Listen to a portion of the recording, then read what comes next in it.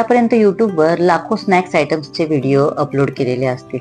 त्याच्यामध्ये आणखीन 2 व्हिडिओचा भर आज पडणार आहे. नमस्कार, मी डॉक्टर काजल माइंडकर. माझ्या चॅनलवर तुमच्या सगळ्यांचं स्वागत आहे. चला तर मग आपण रेसिपी बघूया. फक्त 2 उकडलेले बटाटे, हा एवढाच आपल्याला लागणारा पदार्थ आहे. हे 2 बटाटे एकदम उकळून चांगले स्मॅश करून घेतलेले आहेत आपण. 2 ते 3 शिट्टीमध्ये बटाटा एकदम चांगला सॉफ्ट होतो. त्याच्या चवीनुसार आपण त्याच्यामध्ये मीठ घातलेलं आहे आणि बारीक चिरलेली कोथिंबीर चांगली व्यवस्थित बारीक चिरून घ्यायची. त्याच्यामध्ये अर्धा चमचा आपण हळद घातलेली आहे आणि हा मसाला आहे. तुम्ही लाल तिखट सुद्धा घालू शकता. हा किचन किंगचा मसाला आपण अर्धा चमचा घातलेला आहे याच्यामध्ये आणि जिरे घातले आहेत. थोडीशी चवीला आमचूर पावडर घालायची. बटाट्याचं जेव्हा आपण कोणताही पदार्थ बनवतो त्याच्यामध्ये जर आमचूर पावडर घातली तर चांगलं चमचमीत आणि टेस्ट पण एकदम छान लागते. हे मिश्रण आपण सगळं एकदम चांगलं व्यवस्थित मिक्स करून घेणार आहोत. हे मिश्रण तुम्ही खूप वेगवेगळ्या प्रकारे स्नॅक्समध्ये वापरू शकता. याच्यापासून समोसे बनवू शकता, बटाटे वडे सुद्धा तुम्ही याच्यापासून बनवू शकता. याच्यामध्ये धणे भरडून सुद्धा घातले की चवीला एकदम खूप छान लागतात. तर आपण हे असं मिश्रण तयार करून घेतलेलं आहे. घरामध्ये सकाळी पीठ मळलेलं होतं तर ते थोडंसं पीठ शिल्लक होतं म्हणून ती मी कणिक घेतलेली आहे आणि ते कणकेचे 2 मोठे मोठे गोळे करून घेतलेले आहेत. मुलांना घरामध्ये काहीतरी वेगळं हवं असतं. सारखं चपाती भाजी खाऊन जर कंटाळा आला तर अशा प्रकारचं स्नॅक्स तुम्ही बनवून मुलांना देऊ शकता. झटपट होणारं स्नॅक्स आहे आणि घरामध्ये अवेलेबल गोष्टींपासून हा स्नॅक्स बनतो.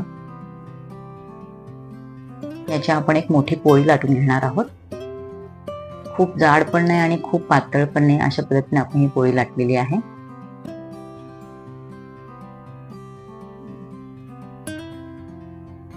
आपण जे बटाट्याचं मिश्रण केलेलं आहे ते मिश्रण आपण याच्यावरती व्यवस्थित पसरून घेणार आहोत. खूप जाडसर लेअर असं द्यायचं नाहीये, पातळच लेअर आपण याच्यामध्ये पसरवणार आहोत. सगळीकडे व्यवस्थित लावून झालं लेअर की मग आपण ही पोळी जी बनवलेली आहे ती अर्ध्यातनं फोल्ड करणार आहोत. या पद्धतीने फोल्ड करून हळूवार हातानेही दाबून घ्यायची आहे. खूप जोरात दाबायचं नाहीये, हळूवार हाताने दाबून झालं की आता आपण कट करणार आहोत. तर करंजी कापायची आहे किंवा तुम्ही सुरीने सुद्धा कट करू शकता. मी मुद्दामून करंजी कापायचं जे कापणी आहे त्याने कट करते, म्हणजे छान डिझाईन पण त्याने येते. हे असं आपण सगळं पूर्ण व्यवस्थित कट करून घेणार आहोत.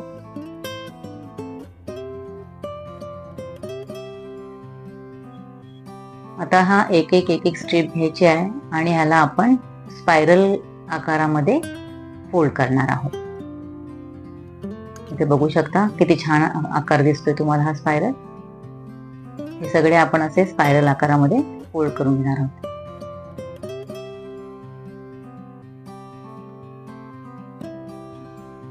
बाहेरचे आयटम मुलं खातात, खूप पॅक फूड मुलं खातात. त्यापेक्षा हे घरामध्ये जर आपण असं बनवलं तर हेल्दी पण आहे आणि सगळ्यांना आवडेल सुद्धा. लहान मुलांबरोबर मोठ्यांना सुद्धा आवडेल हे खाणं आणि झटपट होणारा पदार्थ आहे. आपण थोड्या तेलामध्ये हे शॅलो फ्राय करणार आहोत एक एक करून. आधी सुरुवातीला 4-5 आपण शॅलो फ्राय केलेले आहेत. स्पायरल फोल्ड व्यवस्थित दिला की आकार दिसायला पण एकदम छान दिसतो, खायला पण एकदम छान होता आणि तळल्यानंतर इतके क्रिस्पी आणि कुरकुरीत होतात की मुलं मस्त आवडीने खातात. तुम्ही ह्याला चटणी बरोबर किंवा सॉस बरोबर सुद्धा खाऊ शकता. अचानक पाहुणे आले आणि काय स्नॅक्स बनवावा असं जर प्रश्न पडला असेल तर तुम्ही त्यावेळेमध्ये हा झटपट होणारा स्नॅक्स बनवू शकता. असं आपण सगळ्या बाजूने व्यवस्थित शॅलो फ्राय करून घेतलेले आहे. चांगले कुरकुरीत होतात. तुम्हाला जर गव्हाचं पीठ वापरायचं नसेल तर तुम्ही मैद्यामध्ये सुद्धा करू शकता किंवा तुम्ही याच्यामध्ये मक्याच्या पिठाचा सुद्धा वापर करू शकता. मक्याच्या पिठाने सुद्धा टेस्ट एकदम छान येते. आपण आता हे उरलेले सगळे स्पायरल समोसे फ्राय करून घेणार आहोत. त्यांच्या या स्पायरल शेपकडे आणि नावामध्ये बघूनच एकदम खावंसं वाटणार असा हा पदार्थ आहे स्पायरल समोसा. चांगले मस्त खरपूस भाजून घेणार आहोत तेलामध्ये सगळीकडनं आपण, म्हणजे ते चांगले कुरकुरीत आणि कडक होतील.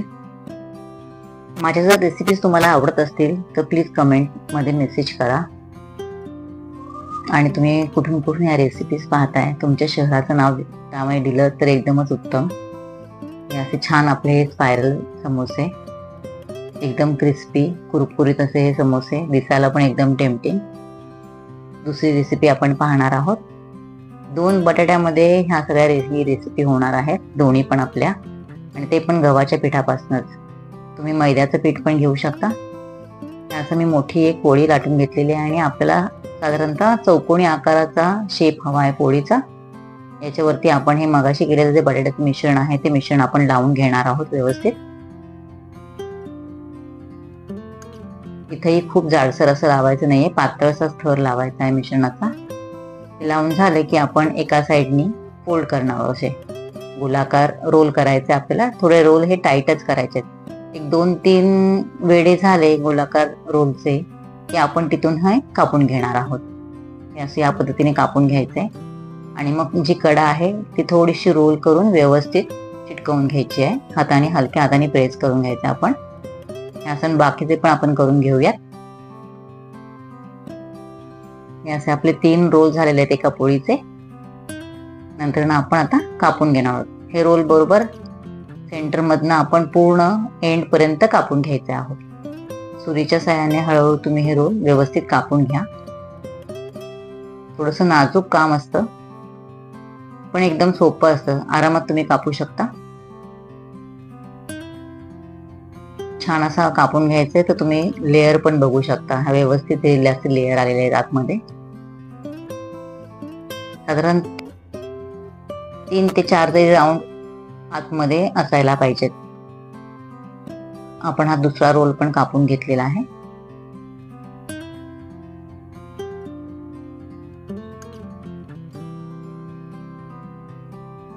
खायला एकदम छान कुरकुरीत, चवीला पण छान अशी ही रेसिपी आहे आणि झटपट होणारी. कोणीही करू शकतं घरामध्ये ही रेसिपी. एकदम साधी सोपी रेसिपी आहे. हा तिसरा पण रोल आपण कापून घेतलेला आहे.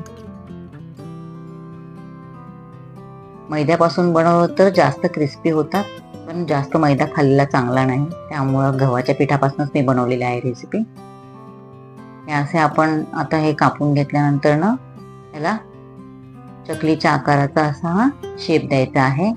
हळूवार हाताने आपण हे हलकं हलकं प्रेस करत पूर्ण याची चकली बनवायची आहे आणि शेवटचे टोक आहे ते आतल्या साईडला घालून प्रेस करायचं आहे. हे असं या आकारामध्ये ही चकली बनणार आहे. कापलेला जो पोर्शन आहे तो वरच्या साईडला यायला पाहिजे, म्हणजे त्याचे लेयर्स व्यवस्थित छान दिसतील. आणि मग तुम्ही याच्यावरती तीळ घालायचं आहे आणि ते हलक्या हाताने बोटाने प्रेस करून घ्यायचं आहे, म्हणजे ते त्याला चांगले चिटकून राहतील. आपण आता उरलेल्या सगळ्याचे अशा गोलाकार चकलीसारखं आपण करून घेणार आहोत. लेयर्स वरच्या साईडलाच ठेवायचा आणि एंड आहे तो खालच्या साईडला घालून असा हळू प्रेस करून घ्यायचा, म्हणजे तेलामध्ये घातल्यानंतर ना सुटणार नाही तो. आणि सगळ्यावरती आपण असे तीळ लावून घेतलेले आहे.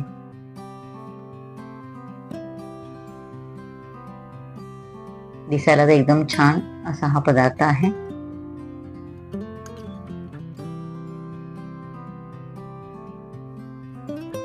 तुम्ही पाहू शकता किती सुंदर लेअर आलेले आहेत आणि त्याच्यावरती हे तीळ एकदम छान दिसत आहेत. आता तळल्यावरती बघूयात की किती सुंदर लेअर दिसत आहेत ह्याचे.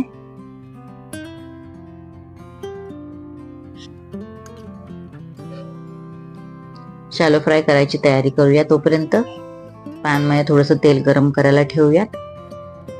तेल गरम होते तोपर्यंत आपण हे जे काय गव्हाच्या पिठाच्या ज्या चकल्या बनवलेल्या आहेत, चकली स्नॅक्स, त्याच्यावरती थोडेसे काळे तीळ मी स्प्रिंकल करून घेणार आहे, म्हणजे दिसायला एकदम छान दिसेल. ते पण आपण हलक्या हाताने दाबून घेणार आहोत. तळलं की हे एकदम छान दिसणार आहे, कारण की काळे तीळ थोडेसे पांढरे थोडेसे काळा असं एकदम पार्टी आयटम बनणार आहे. हा तेल आपलं तापलेलं आहे, तर त्याच्यामध्ये आता हे एक एक करून आपण सगळं हा चकली स्नॅक्स शॅलो फ्राय करून घेणार आहोत दोन्ही बाजूनी पण.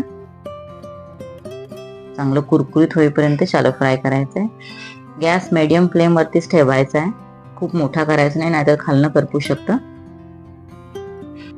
व्यवस्थित दोन्ही बाजूनी आपण हे शॅलो फ्राय करून घेणार आहोत. चांगलं कुरकुरीत होईपर्यंत आपण एका साईडनं शॅलो फ्राय झालं की असं हे हळूवार हाताने आपण साईड बदलायची आहे. रंग पाहू शकता किती सुंदर आलेला आहे आणि दिसतानाच एकदम क्रिस्पी दिसत आहे. एक बाजू व्यवस्थित शॅलो फ्राय करून झालेली आहे, दुसरी बाजू करायची आहे. थोडं सावकाशच करायचं आहे, म्हणजे जे काही आपण तेल लावलेलं आहे ते तेल पडणार नाही. थोडेफार पडू शकतात पण बाकीचे सगळे चिकटून राहतील. हे असं व्यवस्थित चिमट्याच्या सहाय्याने आपण हे व्यवस्थित शॅलो फ्राय करून घेतलेले आहे. दिसायला एकदम टेम्पटिंग, कोणालाही खावासा वाटेल हा पदार्थ. घरामध्ये पार्टी असेल, पाहुणे येणार असतील किंवा संध्याकाळच्या स्नॅक्ससाठी, टी स्नॅक्ससाठी तुम्ही हा पदार्थ बनवू शकता. माझे असे हे वेगवेगळे पदार्थ पाहण्यासाठी माझ्या चॅनलला लाईक आणि सबस्क्राईब करा. माझ्या ह्या रेसिपीज तुम्ही तुमचे जे ओळखीचे लोक आहेत त्यांच्याशी शेअर सुद्धा करू शकता. असा हा आपला चकली स्नॅक्स, चकली समोसा रेडी आहे. दिसायला एकदम टेम्पटिंग आणि सुंदर रंग. आज आपण 2 वेगळ्या रेसिपी पाहिलेल्या आहेत. त्या रेसिपी आवडल्या तर नक्कीच लाईक, सबस्क्राईब आणि शेअर करा. थँक्यू.